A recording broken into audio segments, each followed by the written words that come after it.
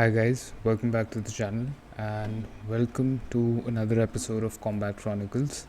Now, up till now, I've been bringing you previews and a few analysis and predictions of fights that are about to happen. This time, though, I'm going to do something different. So, I want to talk about a fight night event the main card was headed by Marvin Vettori and Cannonier, and I have been thinking about this card since I watched those fights, and the one thing that I picked up on was that this was probably one of the most interesting and one of the most satisfying cards to watch out of the recent few UFC events. So my first instinct would be to jump into the Vettori and Cannonier fight directly, but I'm going to avoid doing that because there are a lot of other very good, very interesting fights that this card offered us. So I'm going to start with the first fight on the main card, which is a fight between Muslim Salikhov, who is kind of a modern day kung fu master, even though he is from Russia, interestingly enough. Muslim Salikhov versus Nicholas Dalby. Now, I'm going to go through these fights quickly so that we can reach the Vettori Cannonier fight. And so what did this fight particularly offer to us? Well, we knew that Nicholas Dalby was a contender who's trying to make it into the upper echelons of the welterweight division, and we know that Muslim Salikhov is an excellent striker who can also wrestle, yes, but his mainstay is his striking, and he is very good at that. He is a very good kicker. He uses a lot of spinning attacks or spinning back kicks, all sorts of unconventional attacks that you would usually see in a kung fu movie. And when you watch the fight play out, you see the size difference between Dalby and Salikhov. And Salikhov is not a small guy, even for that division. But Dalby is somebody who is physically larger than most of the people in the welterweight division, which owes a lot to his style as well, because he has taken his size, which is an advantage in the welterweight division, and used it to construct this very interesting style of fighting that allows him to take on a lot of damage in certain situations. So if you watch the first round between Dalby and Muslim Salikhov, you see Salikhov hitting Dalby with very good shots and probably winning the first round, right up till the point where Nicholas Dalby hits him and really catches him and knocks him down. So you can debate whether the rounds should still have gone to Salikhov or not, but the point here is that Dalby took a lot of shots from Salikhov and almost lost a round very clearly, only to turn all of that on its head with one shot. So not only does his extra weight give him the ability to eat more shots, it also gives him the ability to hit very hard. And he showed the kind of fighter he is. So he can strike with people and eat their shots, maybe 2 or 3 shots to land one good one. But what he does exceptionally well is wear people down with his weight while he's clinching with them. So he will clinch you and press you against the cage and put all of his weight on you and keep you in that clinch game or wrestling exchange where you are liable to get tired because you are the smaller, lighter guy. And that is what he did to Salikhov. As the fight progressed, Salikhov lost a lot of his rhythm, he lost a lot of his poise, he lost a lot of pace, and he lost a lot of the snap in his shots. So if you watch him in the first round, each shot was very sharp, it was very crisp, but then as the fight progressed, his shots were not as crisp anymore. And then slowly, yes, Dalby wore him down and won the fight. And so Nicholas Dalby is an interesting fighter to watch. Muslim Salikhov was once one of the fighters that I was very interested in, but now slowly he is dropping out of that list. The next fight was a lightweight fight between Manuel Torres and Nicholas Motta, And this fight, even before it started, was very interesting because you had two guys who have very similar styles. Both of them want to meet in the middle of the octagon and they want to bang it out. So they just want to fight, they want to swing at each other and see who's going to go down and who's going to remain standing. And that is exactly what happened. In the first round, at 1 minute 50 seconds, Manuel Torres took out Nicolas Motta. And the interesting part is, up till that point, Manuel Torres was getting hit by the better shots. So Nicolas Motta was doing very, very well. And he had banged his face up quite well. Yet, in the grand scheme of things, one shot changed it and Manuel Torres won the fight. So we did not get to see much in the form of a long spread out technical game plan from either fighter in this fight. But the one thing that we do realize is that Manuel Torres can, number one, take a shot, so he has a very, very good chin, and number two, he has the ability to hit very, very hard. Also, Manuel Torres has the ability to adjust mid-fight, so he can make adjustments according to how the fight is going very, very quickly, and then come out with something that the opponent isn't expecting, which is what he did, and he won that fight. So yeah, Manuel Torres again is a very, very interesting fighter to watch in the lightweight division, but don't take your eyes off of Nicolas Motta either, because one shot might have cost him this fight, but he is a very talented, very strong fighter, and I am expecting him to do very, very well in his next fight. Now, the next fight, the third fight, was between featherweights Pat Sabatini and Lucas Almeida. And this fight was, well, if you like somebody dominating someone else, then this fight would be very, very fun for you. But if you don't like a one-sided contest, then you might not want to watch this fight. I, for one, I like fights that have a little bit of back and forth in them, in which it is a true fight between two people and not just a rout where one person runs through the other. But having said that, I thoroughly enjoyed this performance from Pat Sabatini. Sabatini is an excellent wrestler and he also strikes quite well, which is something that kind of came to bite Lucas Almeida in the back, because Almeida is primarily a striker and a very good one. And he, even though he knew Pat Sabatini was an excellent wrestler and he would wrestle with him, he did not prepare for it well enough. He seemed very arrogant, even in the pre-fight interviews and all of the presses.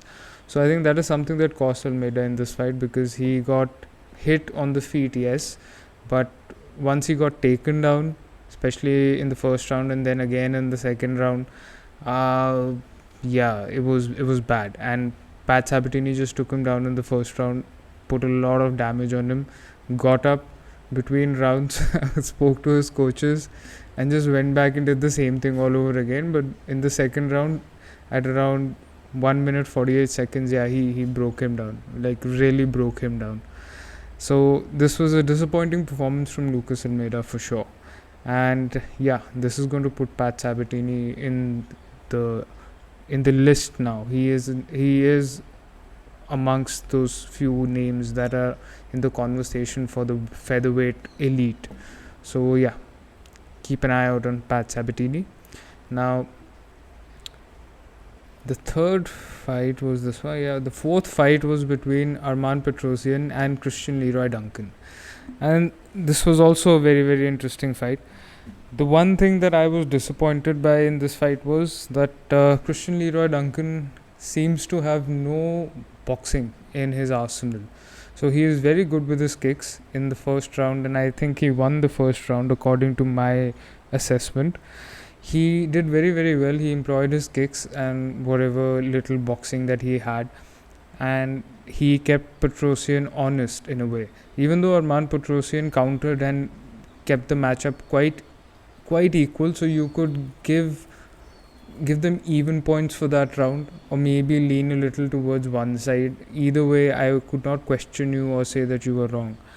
Having said that, as the fight progressed, so as it went into the later rounds, Christian Leroy Duncan slowed down, so his movement wasn't there. So it was easier for Arman Petrosyan to hit him or at least reach him. and because his movement wasn't there and his kicks weren't as effective, we realized that in boxing range, against somebody like Petrosyan especially, who is a very good striker, very good kicker, but also a very good boxer, we realized that Christian Leroy Duncan's boxing is lacking because he got outclassed in that regard, especially towards the later rounds. And yeah, I really can't say much else other than that. He genuinely needs to work on his boxing and on his cardio, because if he gets his cardio right, he can be a very, very good fighter. If he gets his boxing right, he could be one of the best in the division. So he could actually stake a claim for the middleweight title, considering the fact that his style of fighting in some ways is very similar to Jon Jones, although he has a lot more flair than Jon Jones. What he does that is similar to Jon is he manages distance very well.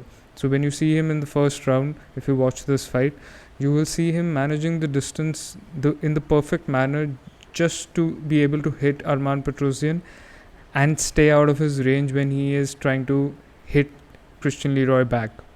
So if he adds a few more things to his game, he could be an excellent fighter to watch out for. Now, the co-main event was a very, very good fight between Arman Tsarukyan and Joaquim Silva. Now, this fight was not what you would expect from an Arman Tsarukyan fight, because Joaquim Silva is not exactly a contender. In fact, he is in the initial stages of his UFC career. Not because he is a young fighter, but because, he is trying to get into the ranked portion of the division, whereas Arman Tsarukyan is already on the cusp of title contention. So yeah, Joaquim Silva was a replacement, but a very, very tough one at that, because he had the ability to knock anybody out. And if we look at the way they fought, I mean, it is a very interesting fight, but in a way, Joaquim Silva had no answer for Arman Tsarukyan, especially on the ground. So that was something that held him back. Now, Arman Tsarukyan used his lead leg kick, his wrestling, and he did exceptionally well, because he wrestled very, very well with somebody who was not adept at wrestling, who is not at that level. So it gave him an edge that Joaquim Silva just could not cover up for. And he had a lot of, like I said, he wrestled very well, so he was very dominant, he had a lot of control, and he showed this ability that I have seen in somebody like Khabib, or maybe Makhachev now, but more in Khabib, where he knows which limbs the opponent is using to balance himself, so which limb the most weight is on, and what he tends to do is he tends to disbalance that limb, sending the whole body in a space where it is off kilter, and then that is when he tries to go through your base and put you on the ground. And that's a very, very good technique, because this is how Khabib dominated the division, and that style is still prevalent, because you see his students fighting and doing very, very well in the UFC now. So yeah, I'm happy that Arman Tsarukyan has been able to employ that style, and he is almost as good at it as the Dagestanis are. Now, yeah, so like I said, he has that Dagestani style, and one of the things he does is he puts his weight on his opponent, so the weight of his torso, his head, his upper body on his opponent while he is wrestling and has him down, and he keeps his legs upright, so he is not on the ground all the time, and he keeps the opponent's legs cradled around his waist. So what that automatically does is, if the opponent is lying down and his legs are upwards, he has no recourse in that situation. So he can't exactly build a base and get up, because he needs to bring his legs to the ground for that. Now, having put somebody in that situation, Joaquim Silva in this case, Arman Tsarukyan then has the ability to throw shot after shot and just keep that person in that very, very stuck, very congested, very claustrophobic space where you're getting hurt constantly. And he did exactly that. Now, you have to give Joaquim Silva a lot of credit, because even though he was stuck in all of those bad situations on the ground, he was very calm under pressure, and he had very good positional defense. So even though he went to the ground, the positions that he maintained were not the worst. So he could have taken a lot more damage and he could have come off very, very badly hurt from the fight had he not managed his position so well. And yeah, he had a very, very strong left hook that he brought into the fight, and you could see that on display in the second round where he actually shook Arman Tsarukyan, which is a good thing, I believe, because yeah, a fighter like Arman Tsarukyan, who has a lot of confidence, a lot of skill, and a lot of ability, needs a little bit of adversity every once in a while just to prove a point. Because you see a lot of fighters who have all the skills and the confidence, but when they're put under pressure, when they get hurt, they just crumple like a tin can. But Arman Tsarukyan has proven not to be one of them. So he is, in a way, both psychologically and physically the complete package. Now, for Joaquim Silva, yes, it wasn't a good showing, considering the fact that he was a replacement. It was close to what was expected. But Arman Tsarukyan did a very, very good job of showing the world why he is a contender. And he put his skill set on display completely. So he wrestled, he struck, he did everything that you expected him to do to prove a point to the division that okay, now it is my time to go for a title shot. And that could very well happen in the near future. Now to the piece de resistance, which is the middleweight fight between Marvin Vettori and Jared Cannonier. Now if we look at the Vettori Cannonier fight, if we put the fight aside for a second and we just consider them as two fighters who haven't fought yet, they are very evenly matched in certain regards, but there are subtle differences between their styles. So Marvin Vettori is, this might sound like me stereotyping him, but he is a quintessential Italian fighter. So he will take one to give one, he will constantly pressure you and come after you. He has that kind of style where he will take a little bit of damage, but it will not faze him. He will keep getting after you in the fight. Whereas Vettori is slightly different in the sense that, especially now, especially after fighting Adesanya, he has developed very good footwork and very good movement. So he is hard to track down. For somebody like Vettori who wants to track you down and get in your face, it is hard to do that on your own terms, because Jared Cannonier will engage with you when it suits him. So basically when he is off the line of your strikes, so he is not facing the middle of you, he will go towards the outside and then strike you, rearrange himself through movement and then come back at you from a different angle, which is what he did here. So yeah, that's a subtle difference in them.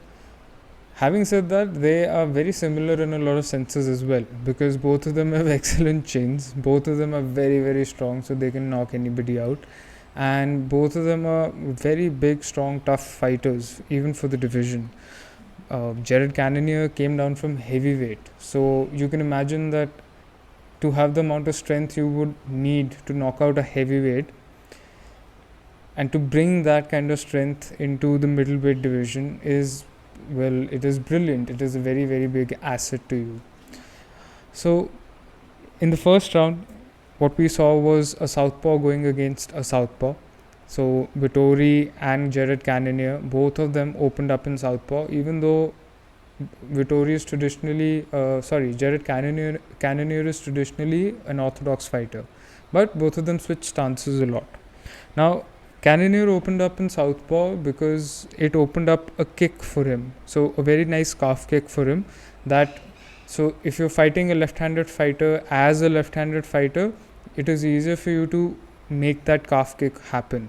Whereas if you're fighting a left-handed fighter from an orthodox stance, so with your left hand front, it is difficult for you to make that calf kick happen from the inside angle. And that was a part of the game plan for Jared Cannonier.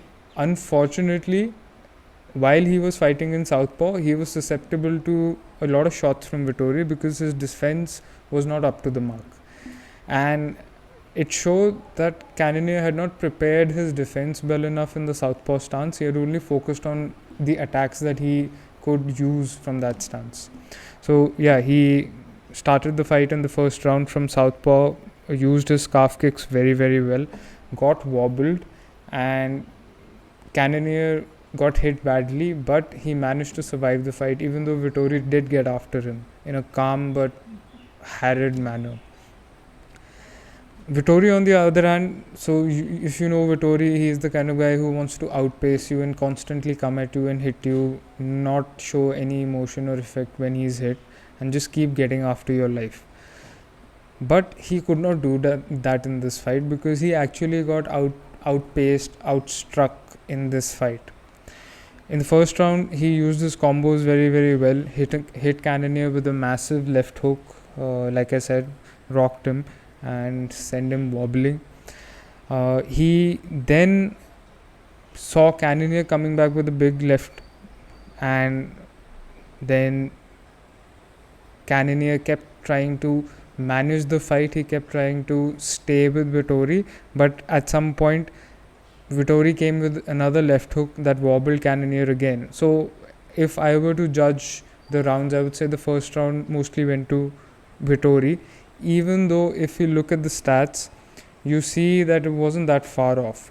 So in the first round, Jared Cannonier had 29 out of his 66 strikes, so 43% land, whereas Vettori had 38 of his 71 strikes, so 53% land. Yeah, it wasn't a rout, but you would give the round to Marvin Vettori. Having said that, things changed in the second round, and they changed drastically, and I will tell you why. In the second round, Marvin Vettori managed only 24 strikes out of 50 attempts, so total 50 strikes, he only managed to land 24, that is 48%. But Jared Cannonier managed to land 82 strikes out of 125 total strikes.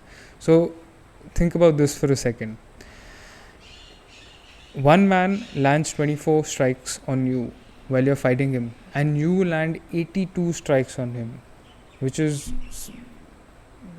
exceptional. It is exceptional. You are outdoing that person many fold, and you saw the results of that, because Vettori took on a lot of damage in the second round. So what Cannonier did was, in the second round, he realized that he was vulnerable to shots from the southpaw fighting stance. So he went back to orthodox. So instead of moving with his right leg and right hand in front, he went back to moving into strikes with his left foot and left hand in front. And what that did was, it closed down Vettori's striking, because he no longer had those opportunities due to a lack of Jared Cannonier's defense in southpaw. What that also did was, it opened up Jared Cannonier's heavy right hand, because when you're in your natural stance and you're striking with your power arm from the backhand, you tend to use that more effectively, you tend to hit much harder. Then he pinned Vettori on the cage, he unloaded on him, because he was doing very well in the striking, and Vettori wasn't really answering back. He was taking a lot of damage, but surviving it anyway. He then kicked out Vettori's leg, took him down, started grounding and pounding him. Vettori somehow managed to get back up and then got pinned at the cage again. So this was not a very good round for Vettori, and yeah, everything about it says so. Now from Vettori's perspective, he did start working his jab in the initial moments of the round, which is something that Marvin Vettori does when he gets comfortable in the fight and then starts taking it over. But instead of Vettori taking over the fight behind his jab, so jabbing constantly and then coming in with the right and setting up that system and controlling the fight, it went to a very different place, because Vettori started setting his jab up, and then Jared Cannonier just came at him and punched him, hit him, threw him all over the octagon.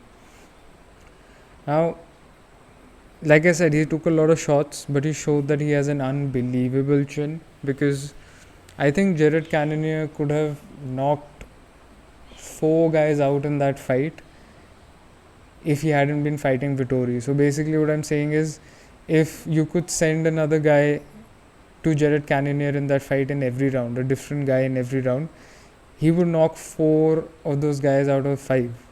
The only reason why this fight continued to the last round was because it was Marvin Vettori taking the shots, and he just wouldn't get knocked out. And yeah, he tried to come back in the last 20 seconds. Cannonier got a little tired in the second round towards the end, and in the last 20 seconds, Vettori did try to rally, but that does not cover up for a round that he lost very, very obviously. And then in the third round, Vettori went back and forth with power shots with Cannonier. Both of them tried to take each other out because there was a little bit of desperation in Vettori. He wanted to get the next round. And Cannonier hit a takedown. He had a little bit of control. Vettori was using his counters very well. So he was using his 1-2, jab hook, jab straight very, very well. And he recovered excellently. So say you get hit 82 times in 5 minutes and you can't see straight, you can't walk straight, and then all of a sudden after a short break you come into the third round and you seem fresh, you seem back in the fight. That is some excellent recovery work. He used his counter left very, very well. So every time Cannonier tried to attack him in the third round, he was timing Cannonier's attack and countering with his left very well. So his lead hand, that is. Sorry, his backhand, that is. His takedown defense was excellent, so he didn't go down very easily. He did go down for a short period of time, but then he got right back up, so it did not really translate to too much damage. So now, as of now, we're in the third round. The third round has ended, and Vettori has taken one round, while Cannonier has taken the second and third rounds. And there are 2 rounds to go. So if you're Marvin Vettori and you are thinking that you cannot take Jared Cannonier out, you cannot knock him out, you have to win the next 2 rounds. And you have to go for it, because you have to put the pressure on Cannonier and push him backwards. So that was the mentality that Marvin Vettori came into the 4th round with. But it didn't necessarily work in his favor. So yeah.